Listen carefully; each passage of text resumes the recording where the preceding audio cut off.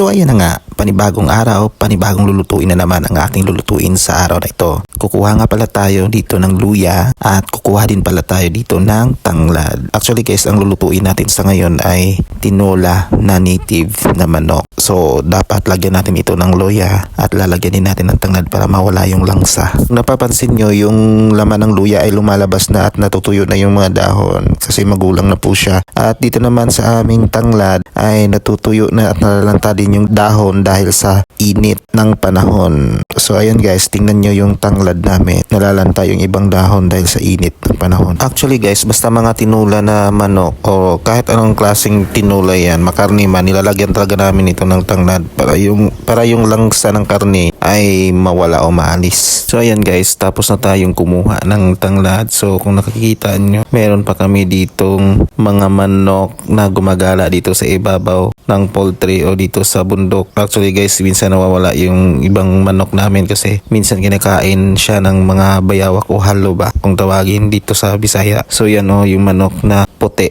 tsaka yung inahin. Sa totoo lang, marami ditong manok na alaga kaso hindi natin sila makikita sa ngayon kasi gumagala na sila. So fast forward tayo, dito na tayo sa kusina at naghiwa na nga ako ng sibuyas, bawang at luya at ito ding native na manok natin na hiniwa ko na rin. Actually guys, nailimas ko yan ng asin para doble wala yung langsa niya at saka nagpasiga na nga ako dito ng apoy. So pagkatapos niyan, isasalang na natin yung ating nugasan na kaldero para dito tayo magsangkot siya ng ating tinola na manok.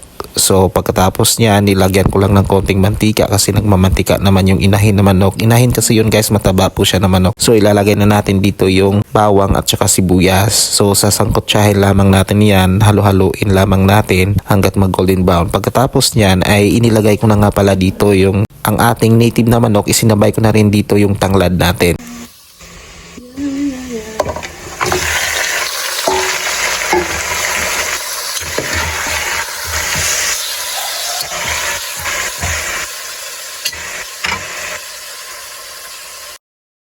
So ayan, nang matapos na nga nating sangkutsahin itong native na manok, syempre kailangan natin palabasin yung natural niya na katas. At bago yan, tatakpan muna natin yan hanggat ito ay mag golden brown o maluto yung laman ng ating manok.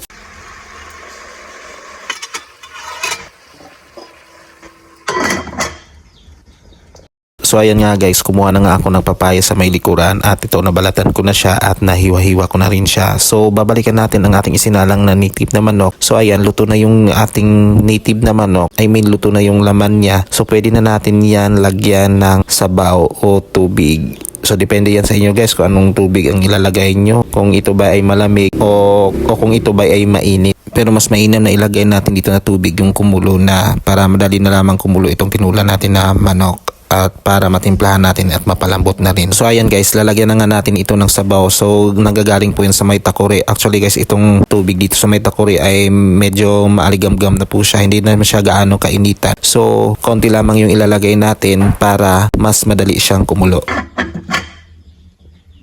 So ayan guys, pagkatapos ng ilang minuto at ito ay titingnan na natin ang ating sinalang na tinulang manok. Titingnan natin kung ito ay pwede nang lagyan ng kapaya. So ayan guys, so na compress ko naman kanina na malambot na po yung manok natin. So ilalagay na natin dito ang ating gulay na papaya. So nahiwa-hiwa ko na nga pala iyan. So pagkatapos nating mailagay ang lahat ng papaya ay tatakpan na natin ito at palalambutin. So ayan guys, fast forward tayo. So balikan na natin ang ating niluto na tinola na manok. So titingnan na natin at kung ito ba ay malambot. Actually guys, natimplahan ko na iyan kanina. So lalagay na natin itong ating luya. Hindi ko nga pala isinali kanina sa pagsakot siya yung luya guys kasi umaanghang po kasi siya. So may mga bata kasi na kumakain. So matapos natin lutuin ng ating tinula na manok, bago matapos itong vlog, maraming salamat sa panonood at hanggang dito na lamang. See you next episode. Bye bye!